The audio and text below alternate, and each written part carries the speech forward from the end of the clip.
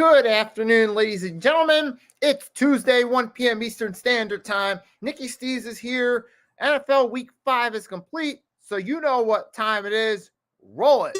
Fasten your Let's go. Fasten your seatbelts for the realest Eagles and Sixers YouTuber! One who plays no clickbait and gets to the point! The myth, the legend, Nicky Stees! Come to my channel, you know the deal, yo boy, always keeps things real. I'm simply statue, think they slate, dropping unrealistic mags, 2K takes for the clip. Even though cats like that get views closer to the millie, never hear me preach, flip on to Philly. Before you watch the Eagles all the way through the early 22, authentic talk, forget what others do. Come to my channel, you know the deal, yo boy, always keeps things real. The 24/7, 365 way, sports content for the reals that feels like day.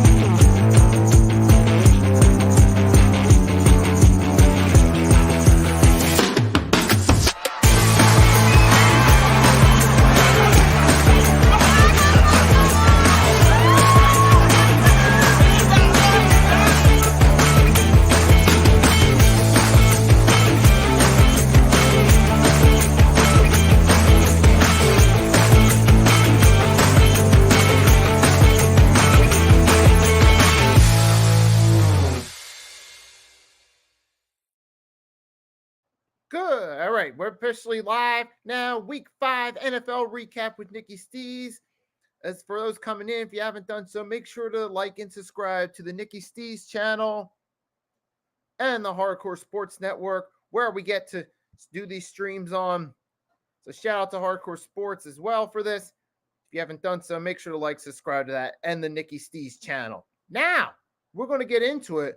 We're going to start off first with the breaking news that came out earlier today. Before we dive into the recaps of the games, we're going to start with that the New York Jets have fired head coach Robert Saleh already early into his 4th season with the teams. Now, this really wasn't much of a surprise to me. We had kind of seen hints that this was coming after the Week 1 performance.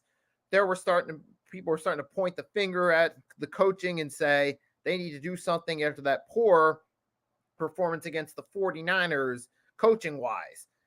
In a game where, despite the fact that the Niners were rolling, the Jets made it competitive and gave it their best shot. And now we're through 5 weeks. The Jets are at 2-3. They've dropped 2 straight after a 2-1 start. That one of those 2 games beat Week 4 last week, a game against the Denver Broncos they were favorite to win, where they lost by 10-9. There are some hints that Rodgers and Saleh weren't exactly on the same page. Now, we don't know for sure what the case was, but there had been these hints dropped. And considering how much the Jets invested into getting Aaron Rodgers to make them contenders, if it's true that there was issues between the two of them, obviously we knew the Jets were going to side with Rodgers over the head coach. Now, this is just speculation, but things did seem rocky between them relationship-wise. But that wasn't the only issue with Saleh. The other issues was he had been through 3 seasons so far, did not amount to a winning record as a coach. And now going into year 4, we've seen some struggles early when they finally have the quarterback they're looking for. But to be fair, Rodgers does deserve some of the blame too. I'll get more into that in a minute. And then here we go. And we got Arku stopping by, Hardcore Sports Network content supporter. As always, thanks for stopping by. And he also points out they have Nathaniel Hackett as the offensive coordinator, the same guy who was a complete hack for the Denver Broncos as their head coach. And for Rodgers, and Arku saying he's not great, I'm assuming you're referring to Hackett on that one. But you can correct me in the chat if you're referring to someone else. Yeah, you also have Nathaniel Hackett too, who an offensive coordinator, not the most sound minds in the world. Obviously, the coaching staff on the Jets has been a problem, and they've taken the first step to address fixing that issue by removing the head coach. But now here's the thing: you still got the rest of the season. You're going the rest of the way with an interim coach. Now, to be fair, this division's still open. You have the Miami Dolphins are 2-3, Jets 2-3. Buffalo is up at 3-2, but Buffalo's dropped 2 straight, which I'll get more into later. But there's still a possibility the Jets could win this division and possibly get a home playoff game for the first time since 2002-2003 season. If they can turn the ship around and win enough games, especially those games against Buffalo. But the question is now, what does the Jets offense look like without the head coach? How will this team play now that the coach has been dismissed and they're moving on with the interim coach, who I still haven't heard if that's been announced. I'm going to look it up right now on Google and see if it's been declared, see if that's the case. Okay, so here, apparently it's official. The Jets have named, according to USA Today, Jets have named defensive coordinator Jeff Ulbrich had the interim head coach for the remainder of the season. So it's just in. Jeff Ulbrich will be the interim coach for the remainder of the season. So now the question is, what does it look like under Jeff Ulbrich? Now you're making that transition from a guy who's been a good defensive coordinator for them so far to interim head coach. Now, sometimes this can work out. Sometimes. Remember, it kind of helped the Raiders a little bit last year. Regular season so far, not as much with Antonio Pierce. But remember, 3 years ago with Rich Bisaccia, when he stepped up as the interim coach, the Raiders won enough games to sneak into the playoffs as a wild card. Got to wonder, could the Jets do the same here? But now, obviously, Robert Saleh, who was on the outs, it seemed like the relationship between him and the quarterback wasn't on good terms. The team wasn't winning. They never finished with a winning record. And here we are, year 4. They're 2-3. This time, Saleh finally has a quarterback, so he doesn't have that excuse anymore. And it's still looking like more of the same. So it's not hard to realize, he needed to go. The Jets decided to just get him out the way. And hopefully for them, things will work out in their favor. But while we're still on that subject, I'm going to skip ahead of the Thursday night game for a second and go about the Vikings and Jets game, since the Jets was on our mind. So as far as Saleh goes, last thing I'll say is, Jets did what they felt was right. Good luck to them the rest of the way with their defensive coordinator. But now for the Vikings, though, to give credit where credit's due, they did defeat the Jets in London 23-17. And what was a bit of a nail-biter, but hey, Vikings win, they're 5-0. I mean, you got Kevin O'Connell over there. He's certainly doing a good job with what he had. He got him to the number 2 seed a couple years ago, his rookie year. Even last year, he made them competitive without a real quarterback. And this year so far, they're 5-0 with Sam Darnold as their starter, filling in for J.J. McCarthy. Vikings are obviously doing good. And obviously, O'Connell's doing something right as the head coach, something the Jets could take note from. But, hey, the Vikings win this game. It was kind of ugly, but they found a way to win it. They managed to pick off Rodgers 3 times, make him tie a career high. You got Van Ginkel, had that pick 6 early, which was highlighted. And now, however, the thing was with Darnold, though, to be fair, he didn't have the best performance in this outing. He did have an INT, and he did have a fumble at some point. He kind of looked human. He looked a little more mortal, kind of like the Sam Darnold used to. Now, to be fair, this was against a good defense in the Jets. But I feel like with Sam Darnold, eventually you're going to see that ship. They're going to cool off a little bit, I think. They'll drop a few games in the coming weeks. I don't think they're going to completely miss the playoffs and collapse. They should at least be a playoff team, but we have seen this drill with the Vikings numerous times in the past where they'll be 5-0, 6-0 and miss the playoffs. So it could happen, but I do feel like the Vikings will eventually lose some games. Maybe a team like the Lions will beat them, or maybe the Packers in the rematch, and they'll probably drop a few games as the season goes along. But hey, they are undefeated. They're 5-0. They are likely to make the playoffs. But the point being is, if you actually look at Sam Darnold's performance in this game, it wasn't the strongest performance. And this is not to take away at all from the Vikings. They got a good team, and they're finding ways to win. They won, even though this wasn't their strongest game. They found a way to win. They picked off Rodgers 3 times.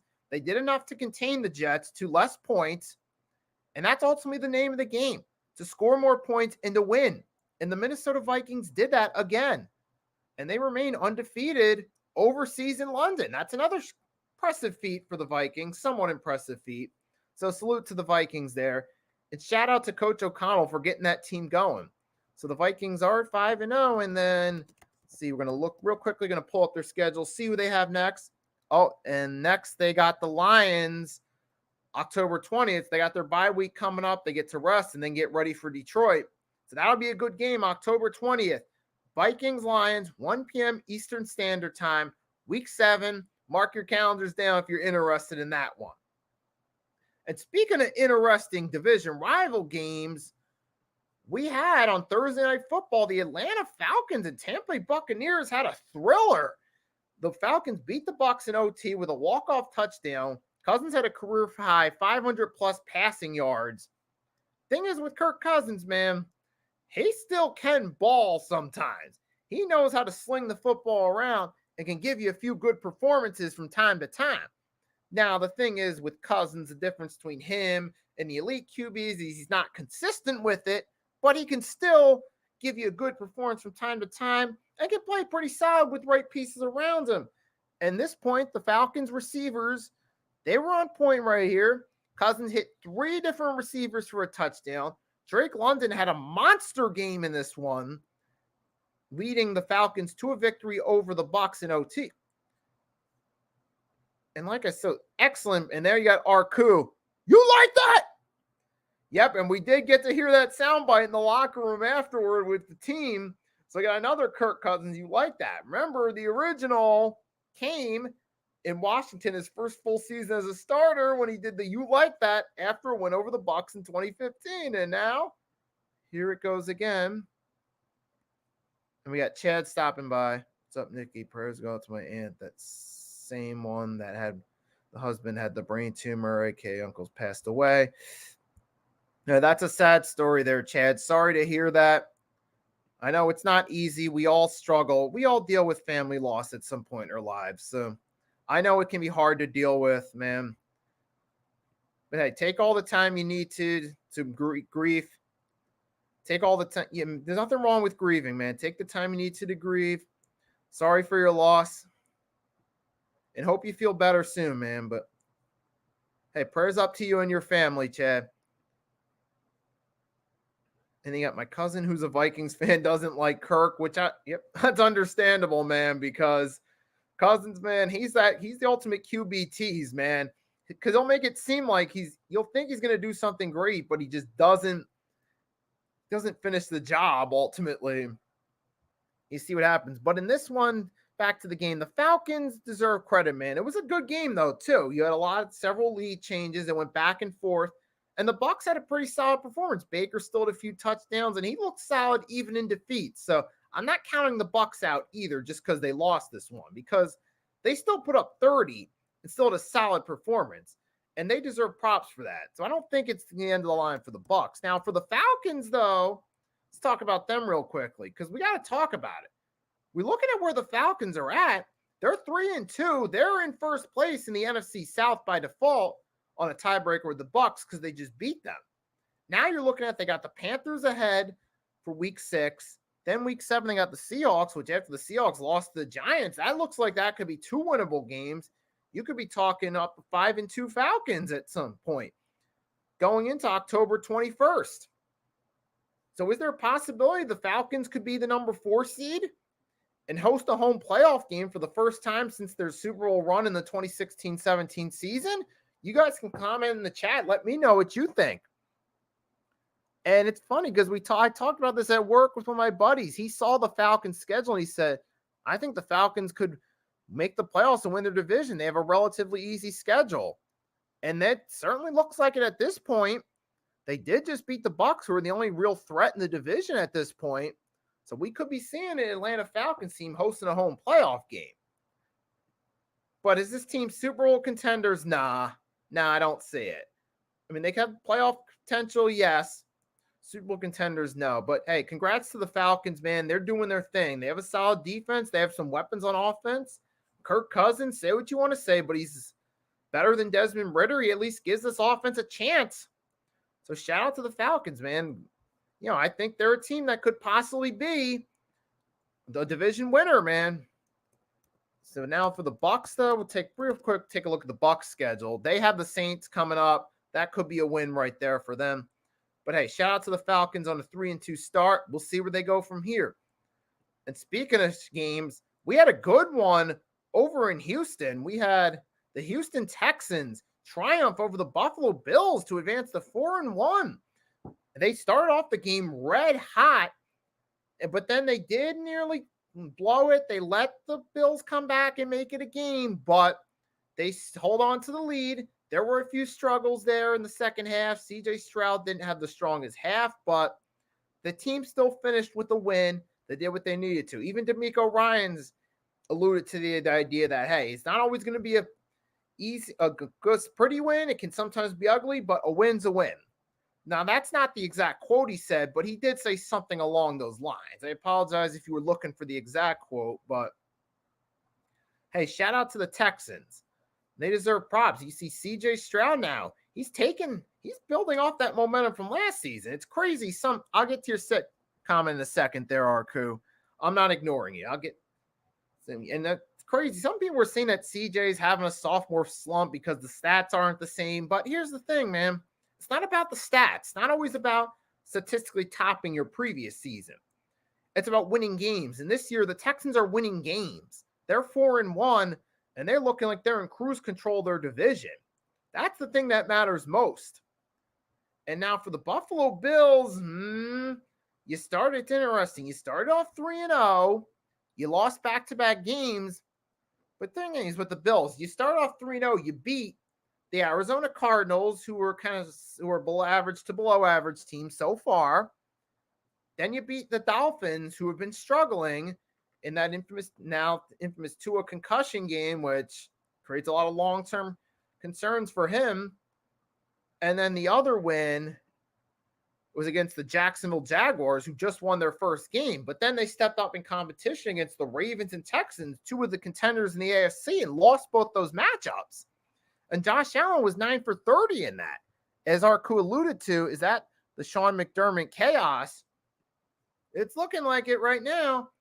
You started off the season hot, then you cooled off once you played the tough teams. And now the Bills are starting to look like what we thought they might be, a potential 8-9 win average to maybe above average team. And things are starting to look that way for the Bills. As I alluded to after talking about the Jets, that AFC East is still open. So there's obviously some red flags for Buffalo there. They don't have the same level of talent. They had to step up and play tougher teams. They didn't do so well. Like I said, Allen struggled. He was only 9 for 30 passing. He did not have a good performance in this one overall. I mean, the Bills tried to come back and make it close, but they just couldn't get the job done. Now that raises questions for their future. Because for Buffalo, you had the Jets on Monday night. That looks like it could be a toss-up possibly. And then you got the week 7. You got the Titans. That could be a win. Week 8 Seahawks. Week 9, you got the Dolphins. Week 10, the Colts. I mean, some of those games are winnable, but it's kind of looking like this could be an 8-9 win Bills team. And for the Houston Texans, they're looking like a legit team now. CJ Stroud's got a year of experience under his belt. He's got a better all-around team around him. You got Stephon Diggs. You still got Dameon Pierce, a solid second option. Joe Mixon comes back and he's ready. Oh, he could be a force in that offense. And you got D'Amico Ryans, who's done an excellent job as coach so far. Watch out for the Texans. And speaking of AFC teams that are dominant, switching gears, we had ourselves a hell of a game, too, between the Baltimore Ravens and the Cincinnati Bengals in overtime. For the Ravens, they've won 3 straight after an 0-2 start. The Bengals are 1-4. Odds of them coming back and making the playoffs are low right now. But for the Ravens, you've won 3 straight. They were hyped up to be contenders headed into the season. I mean, it took a minute for them to get going, but now they're in a rhythm. And Derrick Henry had himself a solid game. He didn't have a great game, but he had a respectable game.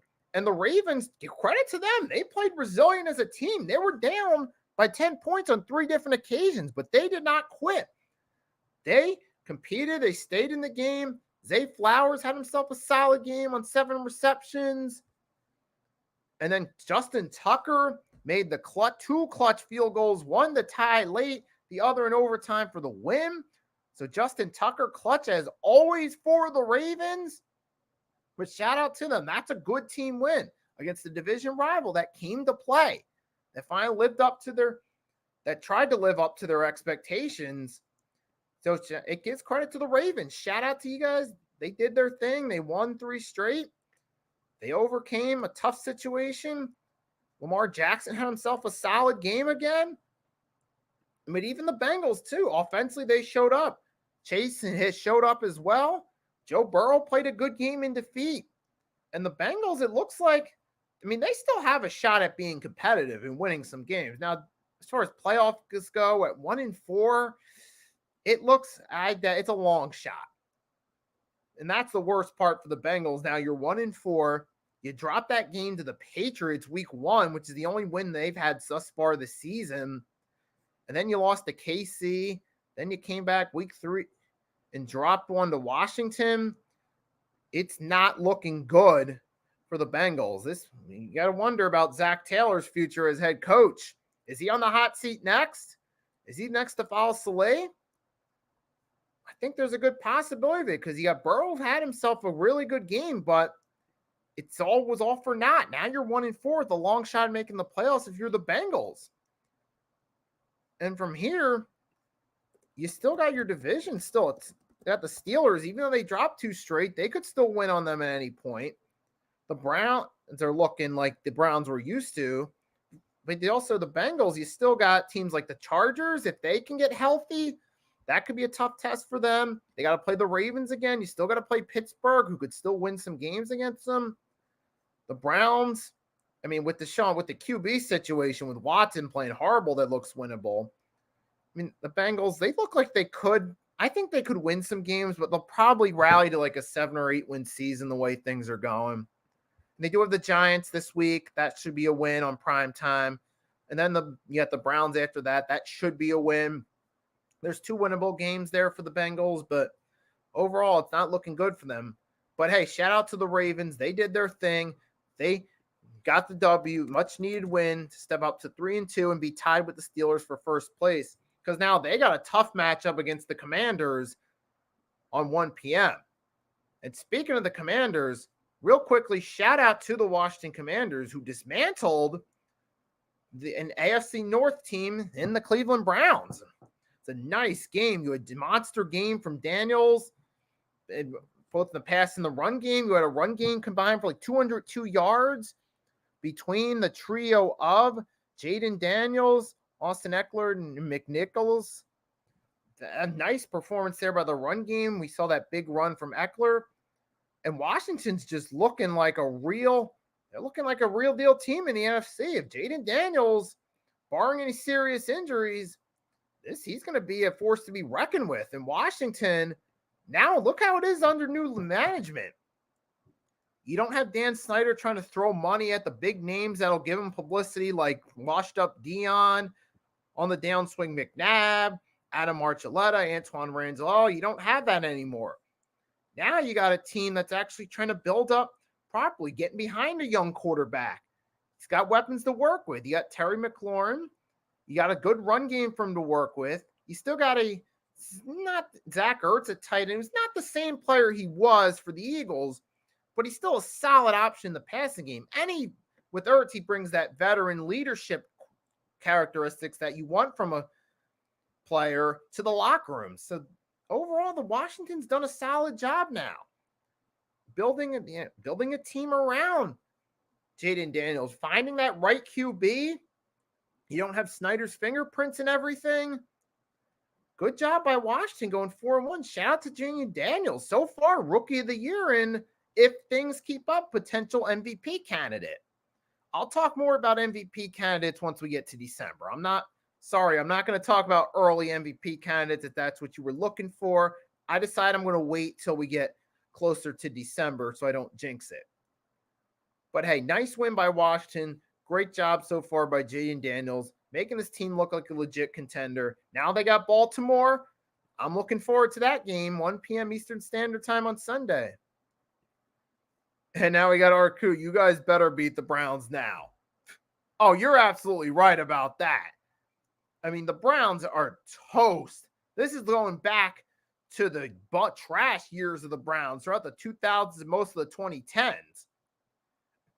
Yeah, we better beat that team. And Watson, man, yeah, that contract's looking more and more embarrassing as the minute goes, as the weeks go. If the rest of the division beat them, yep. Oh, yeah, you're right. Cowboys week 1, Giants week 3, Washington now. Absolutely, the Eagles better win that game, which I'll get to that more later this week for a live stream on Friday.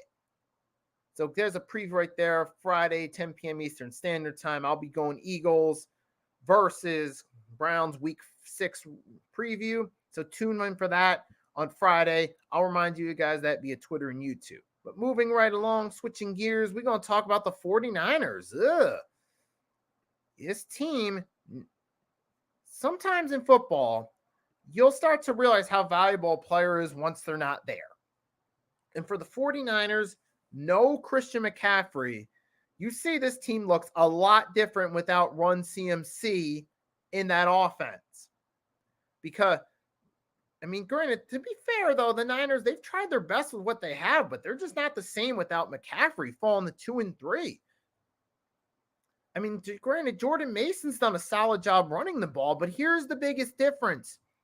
McCaffrey was a versatile player that could also make an impact in the passing game, too, with screen passes and short yardage passing. That could, not just his running, whereas Jordan Mason doesn't have that same elusiveness to be a legit threat in the passing game the way McCaffrey was. And you see the difference there. Granted, to be fair, the Niners are trying their best, but they're still losing games. They've 2 and 3. They blew a 10-point lead against the Cardinals and let the Cardinals come back.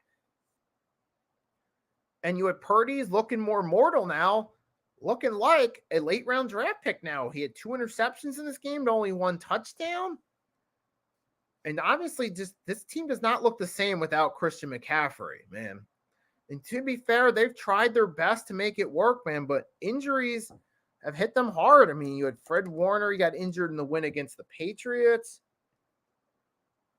I mean, granted, George Kittle, you know, he did go out there and give it his best. I mean, Fred Warner looked like he was in that game too, I believe, right? But it just wasn't enough for them. I mean, he did get 12 tackles, credit to Fred Warner, but it just wasn't enough for the team to win that game. And for the Niners, man, it's just, not the same without McCaffrey. I mean, I give them credit. They're trying their best, but Brock Purdy, he's not looking like a Patrick Mahomes without Deebo Samuel, who did play for the first time in a few weeks, but was minimum in this game. His impact he had no impact on this game. He only had 1 reception. He didn't feel like a factor at all. If you didn't watch the game at all, you may have thought Deebo was still out because he barely made an impact for the team in this game. But to be fair, he was missing off a couple weeks, though. But the point being is, though, they just don't look the same without their weapons being a factor. You had 1 in Deebo, non-factor. McCaffrey out, and Kittle. He went out there and tried his best, but just wasn't enough, man. And for the 49ers, tough loss to the Cardinals. I mean, don't get me wrong. At the same time, got to give credit to the Cardinals, too. They did come back. They didn't give up. They did what they needed to take the lead and get that narrow win. But to be fair, this is more about the 49ers than it does the Cardinals, because you're talking about a Cardinals team that's struggling. They couldn't close out Buffalo, who's still a decent team, all things considered. And they barely escaped with the win against the Niners, but it said more about the Niners shooting themselves in the foot than it did the Cardinals winning. Same Cardinals that got destroyed by the Commanders. The Cardinals that beat a 1-4 Rams team that is off to their worst start since the St. Louis days in since their first year back in LA in 2016.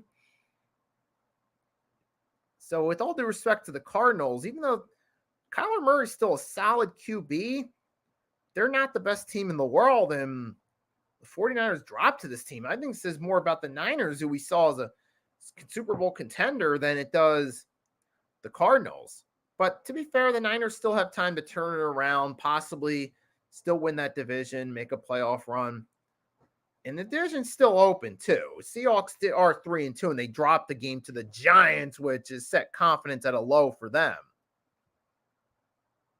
But for the Niners, they'll have to find a way to turn this thing around, and we'll see what they do from here. Now, to be fair, it's only 5 weeks.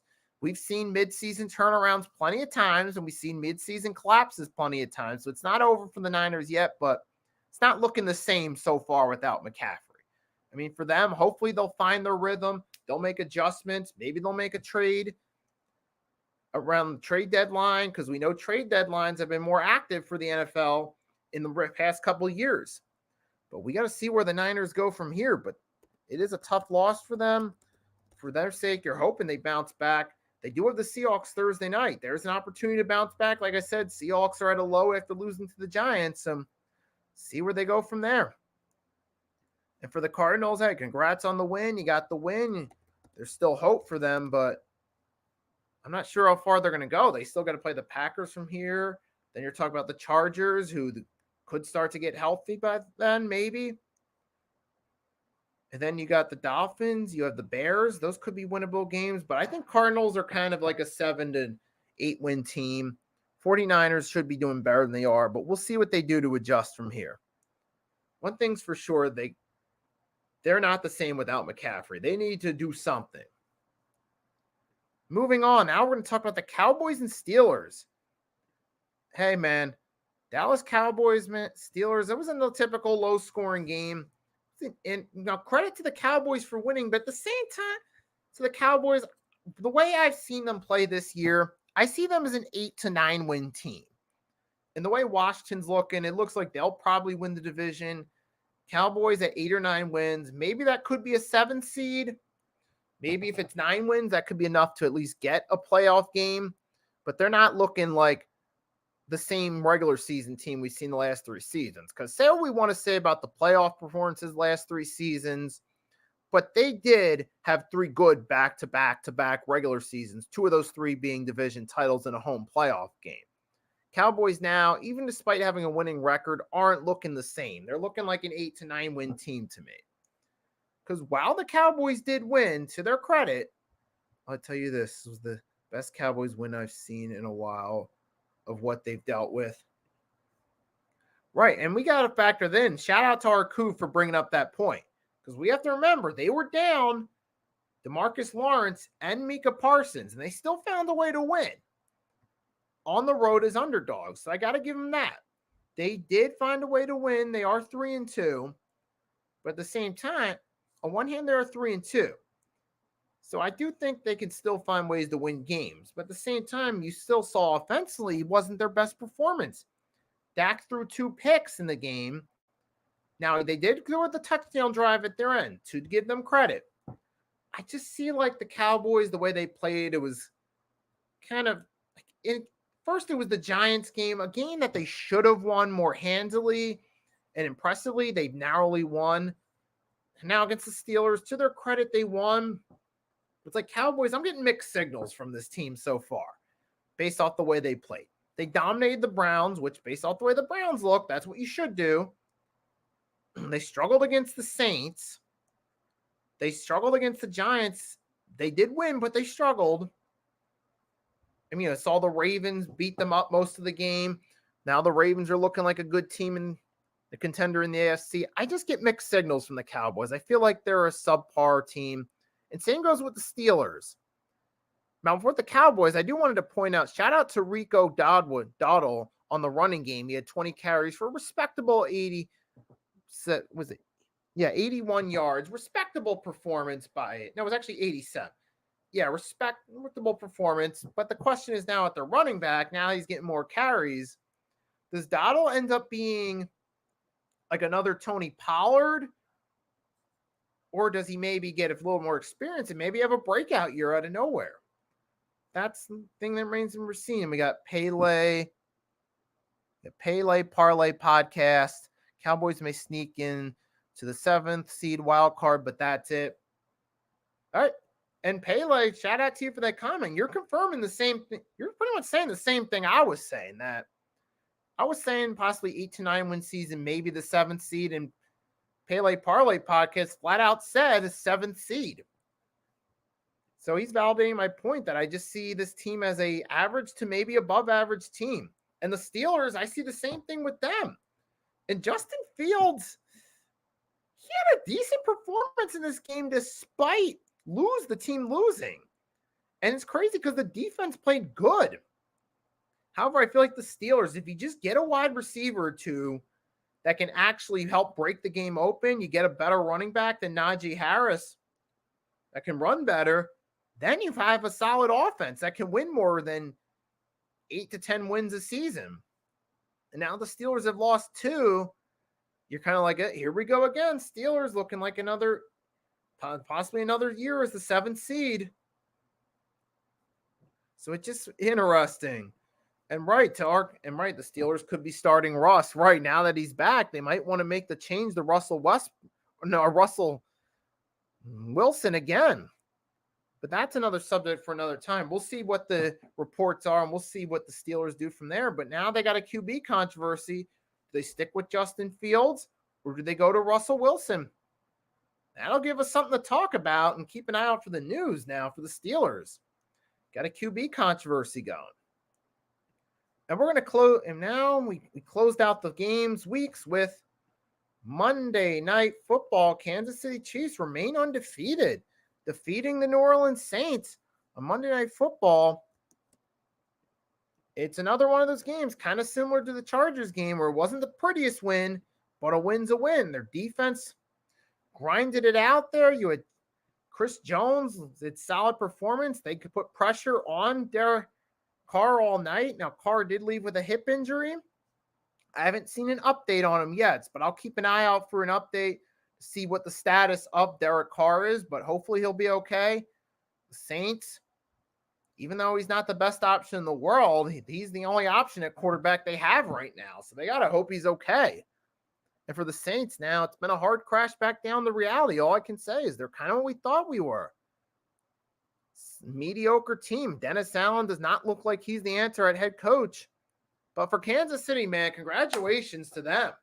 And, Travis Kelce, showing why he's the top tight end in the NFL currently, finally had himself that great performance. And shout out to Kareem Hunt. Kareem Hunt getting his redemption story with Kansas City after he got himself kicked off the team for that incident back in 2018. He had 27 carries for 102 yards. Kareem Hunt's showing he can still be a valuable back in the league. Even if he's mainly going to be used as a number 2 guy or the free agent guy you sign when you need a back, Kareem Hunt's showing he can still be a value. He helped run the ball for this team. So I got to say, the offensive MVPs for this game, so give credit. You had Travis Kelce, Kareem Hunt, and Juju Smith-Schuster. 7 receptions for 130 yards. Juju playing up to his potential there with Mahomes. Juju Smith-Schuster on the comeback for this one game. But shout out to Kansas City. You won the game. That's what matters most. Hey, love them or hate them, that team's finding ways to win. They got a good defense. Chris Jones wrecking havoc. Offense still doing enough to win games. I mean, Mahomes has thrown some picks, but he still makes enough plays for him to find ways to win. And Kareem Hunt, good performance from him. But that's what happens when you have a really talented team around you. And when you're a quarterback the caliber of Patrick Mahomes, you can make your mistakes, but he's also one of those quarterbacks that will always make up for those mistakes and find ways to get your team to win. So shout out to Patrick Mahomes, man. And before we get going, now it's time for the 2-minute recap. In this session, I do this like I always do. We just quickly go through 2 minutes, give them quick thoughts on some of the other games that happen here before I head on out. We got a few more seconds. We're going to do the 2-minute recap. We're going to talk a little bit about the Seahawks blowing it against the Giants, falling to 3-2, embarrassing loss. Broncos beating the Raiders. We'll also acknowledge and give a shout out to Caleb Williams. Do that quickly, the 2-minute recap. in about 4 more seconds. 2-minute recap. Let it begin. Let's talk about the other games. First, we had the Green Bay Packers found a way to get the win against the Rams on the road. Jordan Love did have an ugly interception early on where he should have threw the ball out of bounds when he was about to get sacked in his own end zone, and it led to a pick six, but the Packers find a way to win. The defense comes through with a clutch fourth down stop, so shout out to the Packers there for the win. You did enough. You're up to 3-2. You need every win you can get in a tough division, so good job there for the Packers. And for the Bears, interesting. You had Caleb Williams had himself a good game. It was against the Panthers, mind you, but this was the perfect game. And this was the game that Caleb Williams needed. He needed a game in a favorable situation where he could perform well, get the confidence rolling, and that's what he did. He hooked up with DJ Moore for a few touchdowns. DJ Moore had himself a nice game. Things are looking up for the Bears so far. Hey, take the wins you can get them. Jaguars, man, beat the Seahawks. No, Jaguars beat the Colts. The Colts, man, things did not look well. But to the Colts' credit, they had an unlikely hero. Alec Pierce had 2 key receptions, one of them for a touchdown to get the Colts back into the game, give them a chance. But to see what he does from there, he could be a legit option for them there. But you saw throughout most of the game, they missed the presence of Jonathan Taylor for sure. Colts got to get back on track. Says more about them they lost than it does the Jags. Jags barely won. And then the Seahawks, man, what happened against the Giants? This was a game they should have won. They're 3-1. On paper, you're the far superior team, but you didn't get the job done. You wet the bed. Now the Seahawks are coming crashing down to what I thought they'd be, a mediocre team. I just feel like Seahawks, man, they're kind of stuck with mediocrity. Giants, hey, take the win. Congrats to you guys. 2-3 looks better than 1-4. So to everyone that tuned in, before I go off, I want to thank everyone for tuning in as always. Thanks for your support. If you haven't done so, make sure to like and subscribe. I hope you enjoyed this at Week 5 recap. As always, it will be going up on Spotify, but this time around, since Hardcore Sports Network doesn't have a Spotify page that they're currently using, Mitch has decided to take a step back from uploading on Spotify. I will be creating my own Spotify and uploading my streams. I'm actually going to learn how to do so from Mitch at 2 p.m. So shout out to Mitch for showing me the ropes. But the point being, though, I got 18 minutes, so I got to get going before I get to that. But I will be uploading it on Spotify. For those of you guys that follow me on Twitter, I will share the link to this Week 5 recap on Spotify when I get it uploaded. If you guys are coming through and you want to follow me on Twitter and you haven't done so, I will put the link to it in the chat. There's a link to my Twitter to follow me, follow my tweets. I share my YouTube shorts, my live streams, sometimes do some polls. So check me out on Twitter if you haven't done so. So shout out, of course, to Arku, Pele Parlay Podcast, everyone that listened. Hope you enjoyed. Hope you have a great rest of your day and night. Tomorrow, 5 p.m. Eastern Standard Time, basketball fans, be live for episode 92 of the Pick and Roll Podcast. You can catch me on that. Catch me Friday doing the Eagles versus Browns preview, 10 p.m. Eastern Standard Time. So that's what's coming up for live streams. So again, as always, thanks for coming in. I greatly appreciate your support. I hope you have a great rest of your day. Until next time, your boy Nicky Stees signing out.